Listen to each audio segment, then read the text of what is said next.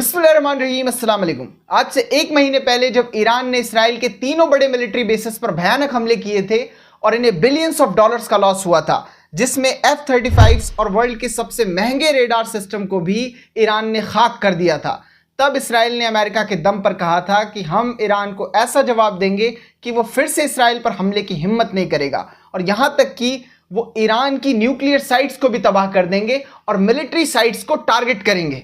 उस वक्त United states ने कहा था कि हम इसराइल के न्यूक्लियर साइट्स पर हमले वाले प्लान को तो सपोर्ट नहीं करते, लेकिन जो वो ईरान से बदला लेगा उसमें यूनाइटेड स्टेट्स की गवर्नमेंट इसराइल का साथ देगी।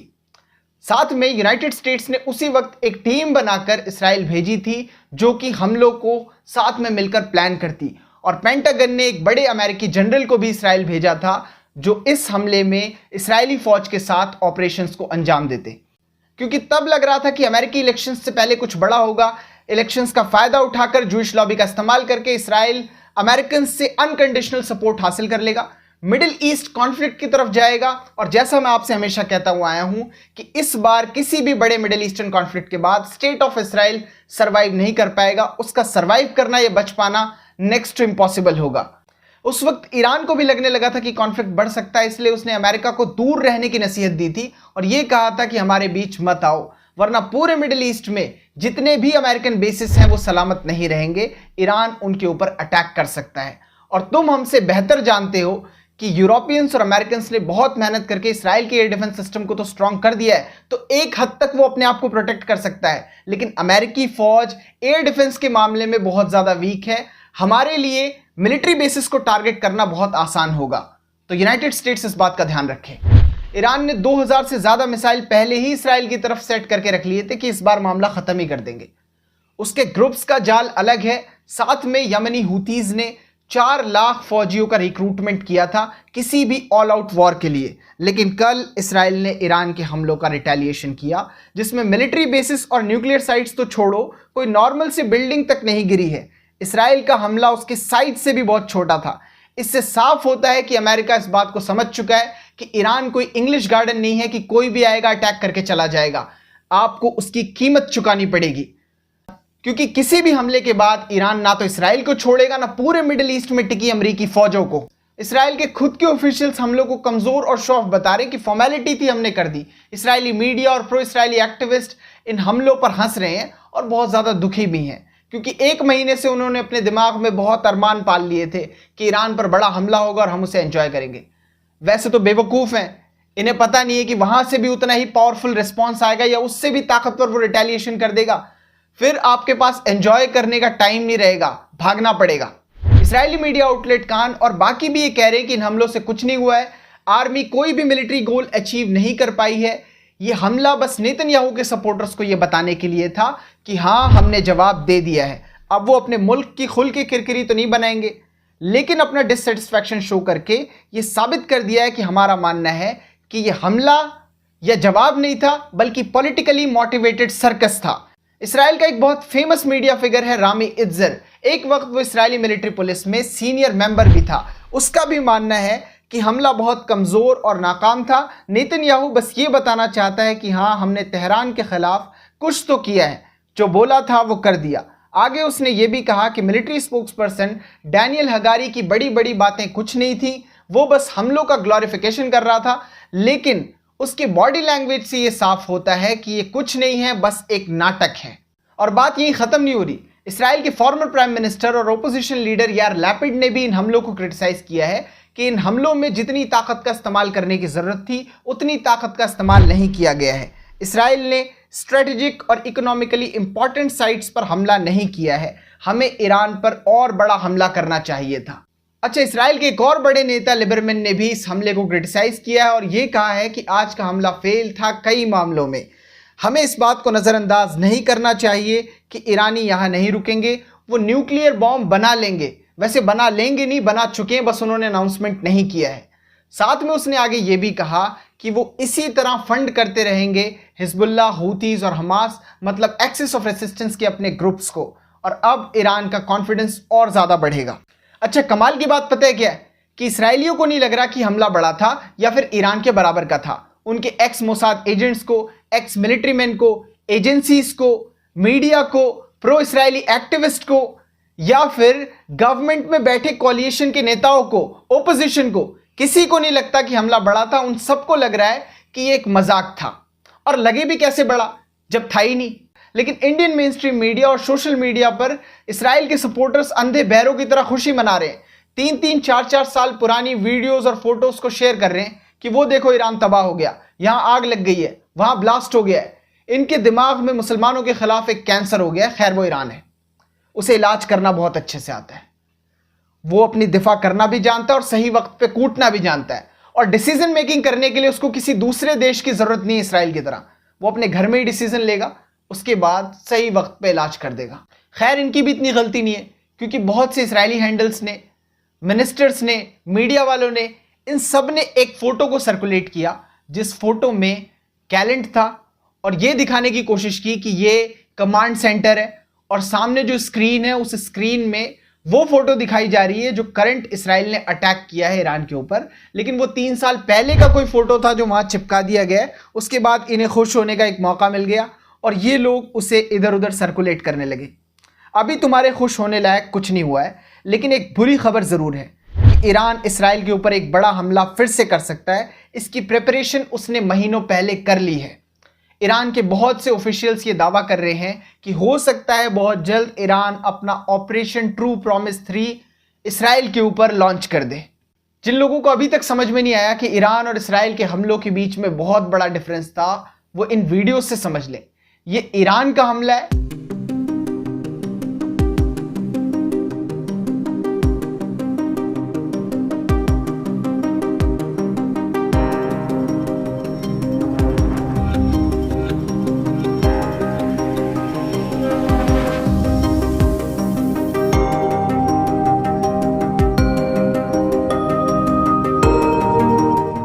और दूसरा वाला इसराइल का हमला है। इससे आराम से समझा जा सकता है। अभी तक आपने इसराइली हमलों की जो भी डिटेल्स देखी और सुनी है वो या तो कंप्लीट नहीं है या फिर झूठी है, क्योंकि अभी तक कंफर्म नहीं है कि हमला किस तरह किया गया था, कितने मिसाइल्स, ड्रोन्स और जेट्स इन हमलों में इस्तेमाल किए गए हैं और किन किन जगहों को बेसिकली टारगेट किया गया था। जो बिल्कुल कंफर्म चीज़ें वो मैं आपको बता देता हूँ। ईरान के ऊपर ये जो हमला हुआ है इसमें उनके 4 फौजी शहीद हो गए हैं। उनके रेडार सिस्टम्स को थोड़ा बहुत नुकसान पहुंचा है। इस बात को वहां की अथॉरिटीज और मिनिस्ट्रीज ने एक्सेप्ट किया है। ईरान की 3 सिटीज को बेसिकली टारगेट किया गया था, इलाम, खुजिस्तान और तेहरान। इसराइल ने दावा किया है कि उसने ड्रोन्स, मिसाइल्स और जेट्स का इस्तेमाल किया अपने इस ऑपरेशन में। इनके नंबर्स कंफर्म नहीं है और जो दावा इसराइल ने कर दिया है या कुछ मीडिया रिपोर्ट्स बता रही हैं, नंबर्स उतने ज़्यादा नहीं थे, क्योंकि अगर उतने होते तो बहुत बड़ा इंपैक्ट दिखता। 200 से 250 बैलिस्टिक मिसाइल्स उसके ऊपर मारे गए थे, उसी वक्त उसका इंपैक्ट वहां दिखने लगा था। ये हमला बहुत ज़्यादा प्रिसाइज और बहुत छोटा था, इसलिए ताकि ईरान इसका जवाब ना दे। लेकिन ईरान इसका जवाब देगा। वो क्यों? ये गार्जियन की रिपोर्ट है। Iran mocks Israel's weak attacks as hardliners call for reprisal. Israel का हमला तो छोटा था और ईरान की गवर्नमेंट और अथॉरिटीज ने इसका मजाक भी उड़ाया है, लेकिन ईरान के हार्डलाइनर नेता ये चाहते हैं कि फौरन इसराइल के ऊपर एक बहुत बड़ा हमला किया जाए, क्योंकि ईरान के ऊपर एक छोटा हमला करना भी रेड लाइन या बहुत बड़ी बात है। इसीलिए हमें इसे बर्दाश्त नहीं करना चाहिए। ईरान के बहुत से पार्लियामेंटेरियंस ये सजेशन दे रहे हैं कि ये अच्छा वक्त है इसराइल को सबक सिखाने का, क्योंकि वो गजा और लेबनान में बिजी है और 1 साल से जंग लड़ लड़कर कमज़ोर पड़ गया है। ईरान के फॉर्मर प्रेसिडेंट हसन रूहानी के एडवाइज़र हिसामुद्दीन अशेना का कहना है कि तुम शेर की पूंछ के साथ खेल रहे हो। ये फ़लस्तीन, लेबनान, इराक या अफ़गानिस्तान नहीं है, ईरान है। ईरानियन फॉरेन मिनिस्ट्री ने भी अपने स्टेटमेंट में ये कहा है कि कुछ मामूली से ही लिमिटेड नुकसान हमें हुए हैं और ये कि उनके हमलों के जवाब से ईरान के लोगों का गौरव बढ़ा है। साथ में ईरान को अपनी दिफा का हक है, कुछ भी अनआंसर्ड नहीं छोड़ा जाएगा, लेकिन ईरान जो भी करेगा सही वक्त आने पर करेगा और अब उसने बोल दिया है तो वो करेगा ज़रूर। इस इसराइली अटैक के बाद 2 यूनिक चीज़ें हुई हैं। सबसे पहली, ईरान के locally made air defence system Bavar 373, Jubin और अरमान ने शानदार परफॉर्मेंस की है। उन्होंने इसराइली मिसाइल्स को इंटरसेप्ट कर दिया है। ये हथियार ऐसा है जिसे ईरान ने खुद अपने दम पर बनाया है। इसराइल की तरह ये किसी से खैरात में नहीं मिले, ना ही किसी दूसरी कंट्री के साथ कॉपरेशन करके इन्हें बनाया गया है। और ना ही इन्हें किसी दूसरी कंट्री ने ईरान में लाकर इंस्टॉल किया है। अगर तारीफ होनी चाहिए तो इस तरह की सेल्फ रिलायंस की तारीफ होनी चाहिए, मतलब एक ऐसी टेक्नोलॉजी जिसे कंप्लीटली ईरान के अंदर ही बनाया गया है। और दूसरा था रीजनल कंट्रीज का रिएक्शन। इस बार रीजन की सारी कंट्रीज ने एक आवाज में इसराइल के इन हमलों को कंडेम कर दिया है, बगैर ये देखे कि ये ईरान और इसराइल का मामला है और यूनाइटेड स्टेट्स की चापलूसी करने से वो खुश रहेगा। इस बार किसी ने भी अमेरिका के बारे में नहीं सोचा। सऊदी अरेबिया ने, यूएई ने, मिस्र ने, कतर ने, कुवैत ने, बहरीन ने, तुर्की ने, पाकिस्तान ने, अफगानिस्तान ने, इन सारी कंट्रीज ने एक आवाज में उन हमलों की मजम्मत कर दी है। और ये बहुत बड़ी बात है। क्यों बड़ी बात है? क्योंकि इससे पहले जब ईरान ने इसराइल के ऊपर हमला किया था तो बगैर अमेरिका की फिक्र किए इनमें से किसी भी कंट्री ने ईरान के उन हमलों को कंडेम नहीं किया था। इससे एक बात साफ होती है कि आज तक ये अमेरिका वाली कर तो रहे थे, लेकिन उन्हें पता है कि इसराइल इलेजिटिमेट है, इसीलिए वो उसकी तरफ से नहीं बोल रहे और उस पर हो रहे हमलों को कंडेम नहीं कर रहे। और यह भी समझ में आ गया कि इसराइल और अमेरिका की अब इस रीजन में मनमानी नहीं चलेगी, क्योंकि इस रीजन की कंट्रीज भी अब काफी ज्यादा पावरफुल हो रही हैं जो उसे फौरन जवाब दे सकती हैं। मैं कुछ देशों के स्टेटमेंट आपको बता देता हूं, जिसमें सबसे पहले है सऊदी अरेबिया। हम ईरान पर हुए हमलों को कंडेम करते हैं, ये ईरान की सोवरेनिटी का वायलेशन है और इंटरनेशनल लॉ का भी। और दूसरा मुल्क है टर्की। इसराइल गज्जा में जेनोसाइड कर रहा है, वेस्ट बैंक पे कब्जे की तैयारी कर रहा है, हर दिन लेबनान में सिविलियंस का कत्ल कर रहा है और अब ईरान पर इस हमले के बाद वो पूरे रीजन को लड़ाई में झोंकना चाहता है। इससे साफ हो गया है कि इस्राएली आतंक को ख़त्म करना और इंटरनेशनल पीस और सिक्योरिटी को मेंटेन करना अब एक तारीखी काम बन गया है। तीसरा देश है मिस्र। हम हर उस हमले की मजम्मत करते हैं जो खित्ते की सिक्योरिटी और स्टेबिलिटी के लिए ख़तरा हो। गज्जा में सीज़फायर होना चाहिए। चौथा देश है जॉर्डन।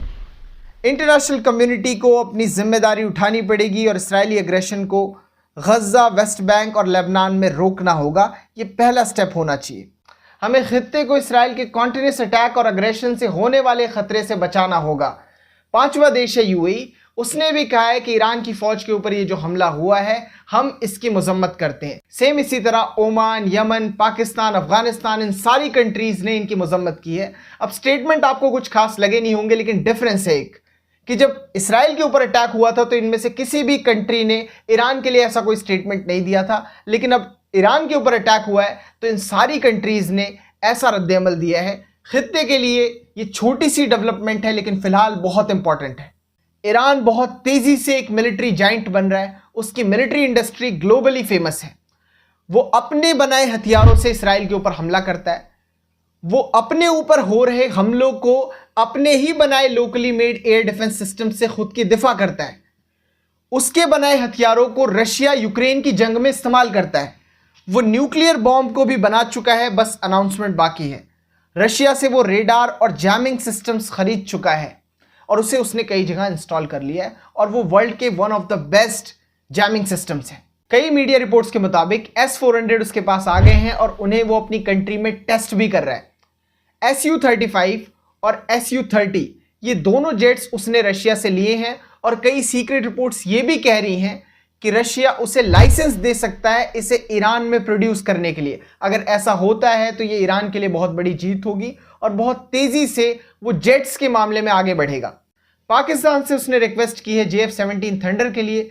चाइना से वो रिक्वेस्ट कर रहा है J-10C के लिए। अभी लोकली मेड हथियारों से ही ईरान ने इतना खतरनाक डोमिनेंस पूरे रीजन में बना लिया है और अभी ही ईरान से अमेरिका उलझना नहीं चाहता, क्योंकि वो जानता है कि इसराइल को वो नहीं बचा पाएगा इस रीजन में। आज तक उसके लिए जो सबसे बड़ी प्रॉब्लम थी वो एक तो उसका एयर डिफेंस सिस्टम था, जो नॉर्मली सिर्फ उसके लोकली मेड हथियारों पर डिपेंड करता है। इसीलिए वो S-400 और इस तरह के एयर डिफेंस सिस्टम्स खरीद कर अपना इंटरनेशनल स्टैंडर्ड मेंटेन करना चाहता है।